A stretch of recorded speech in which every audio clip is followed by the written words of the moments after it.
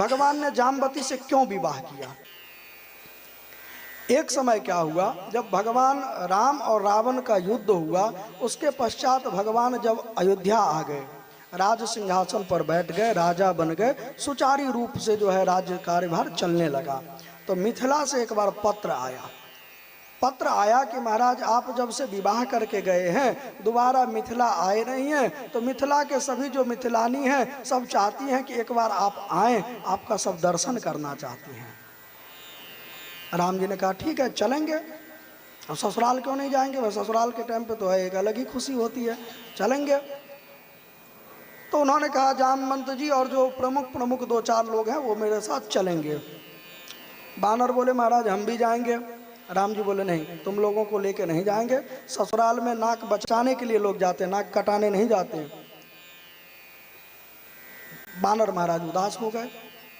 सबने जाकर के जामवंत जी से कहा कि महाराज देखो ये तो गलत हो गया, अरे हम कितने सुंदर सोच रहे थे, युद्ध के समय तो हमको लेकर के युद्ध लड़वाए, अब जब महाराज मालपुआ खाने की, रबड़ी छानवे की ससुराल में समय आया, थोड़ा वहाँ पर सेवा पानी करवाते तो हमको लेके जा नहीं रहे हैं, कितने स्वार्थी हैं भगवान।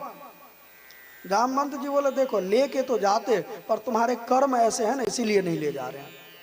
क्यों प्रभु?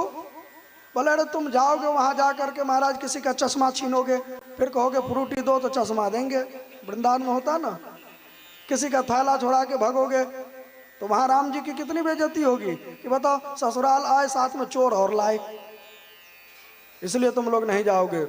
बानर बोला महाराज मैं कुछ भी नहीं करूंगा, जो आप कहोगे वही करूंगा, बस आप लेके चलो। जामवंत जी ने पूरी रात ट्रेनिंग दी उनको, मैं जैसा करूंगा वैसे तुम लोग करना, तुम्हारा ध्यान मेरे पे रहना चाहिए, न कि सामने चश्मा वालों पे ध्यान होना चाहिए, मेरे पे ध्यान रहे। ठीक है महाराज, शर्त पक्की? बोले हाँ पक्की। जामवंत जी ने एक हाथ उठाया तो बानरों ने भी एक हाथ उठाया, जामवंत जी दोनों ने उठाया तो बानर ने भी दोनों उठाया। प्रातः काल राम जी की सभा में गए, बोले महाराज ससुराल सब जाएंगे। राम जी बोले नहीं, प्रमुख लोग जाएंगे बाकी सबको नहीं।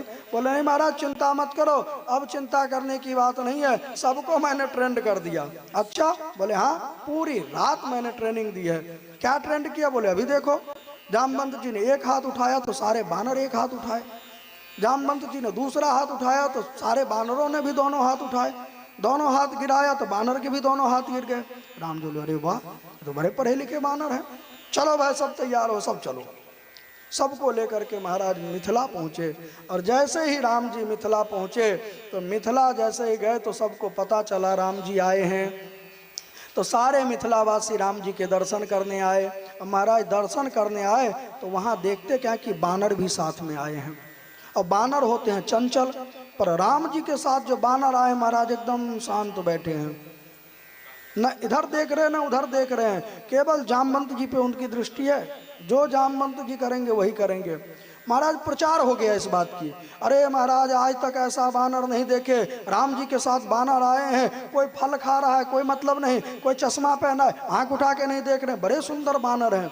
महाराज आसपास के लोग भी भीड़ आ गई देखने के लिए, सब ने दर्शन किया, सब विश्राम किए। राम जी भी बड़े प्रसन्न, जामवंत जी भी हाँ भाई हमारा ट्रेनिंग जो है अभी तक तो सफल दिख रहा है, आगे हरी इच्छा। जनक जी ने महाराज भोजन लगाया, तो हमारे मिथिलांचल में जो है भोजन जो है दामाद को बड़ा खिलाया जाता है महाराज, भोजन में मिथिलावासी बहुत आगे हैं। तो खूब भोजन बना, 56 प्रकार का आइटम बना खूब महाराज। वहाँ तरुआ तरकारी ज़्यादा चलती है, जिसको आप लोग पकौड़ी बोलते हो ना, तो आलू के, परवल के, लौकी के, फिर उसके बाद काय के, बैगन के, गोभी के, ये सब पकौड़ियाँ बनती भोजन के समय। खूब महाराज 56 भोग बना, और भोग बना करके सबके सामने परोसा गया। सबसे पहले बानर लोग लाइन से बैठ गए, सबके सामने एक एक चौकी रख दी गई, चौकी के ऊपर थाली रखी, कटोरी रख दी, उसमें महाराज सारे व्यंजन परोस रहे हैं। बंदर का स्वभाव क्या होता है, कोई चीज़ आया तुरंत झपट लेते हैं, पर यहाँ बानर कुछ नहीं कर रहे हैं, चुपचाप बैठे हैं। थाली में महाराज खूब भोजन परोस गया, पूरी, पनीर, मालपुआ, पकौड़ी, कचौरी, रबड़ी, आम सब परोस दिए। बानर महाराज देख तक नहीं रहे थाली की तरफ, सबकी नज़र है जामवंत की तरफ। जामवंत जी क्या करेंगे वो मैं करूँगा। जब सारा भोजन परोस गया, बोले महाराज अब भोजन प्रारंभ करो। राम कहे सुख उपजे, कृष्ण कहे दुख जाए, महिमा महाप्रसाद की पाओ प्रेम लगाए। पाओ महाराज। अब राम जी शुरू करते, इतने में जामवंत जी ने एक आम को उठाया। तो आम को उठा के ऐसे देखा तो महाराज वो आम जो पका होता है ना, उसको अगर थोड़ा सा दबाओ तो क्या होता है, गुठली उछट के बाहर निकल आती है। आम था थोड़ा पका हुआ, मान लो जर्दालू आम था। उसको जैसे ही जामवंत जी ने उठा के ऐसे दबाया, उसकी गुठली उछट के बाहर गई। जामवंत जी बोले अच्छा, अरे राम युद्ध में कोई मेरा सामना करने वाला नहीं था, गुठली की इतनी मत उछट के जाएगी, अभी मैं इसको पकड़ता हूँ। इधर बानरों ने देखा, जामवंत जी ने आम उठाया, उसको दबाया तो गुठली उछली। सारे बानरों ने भी आम उठाया, दबाया, सो गुठली उछली। हमारा चारों तरफ से गुठलियाँ उड़ने लगी। जामवंत जी सोचे ये गुठली उछला कैसे, उसको मैं तुरंत पकड़ूंगा। जामवंत जी जैसे पकड़ने के लिए छलांग लगाए, महाराज सारे बानर छलांग लगा दिए।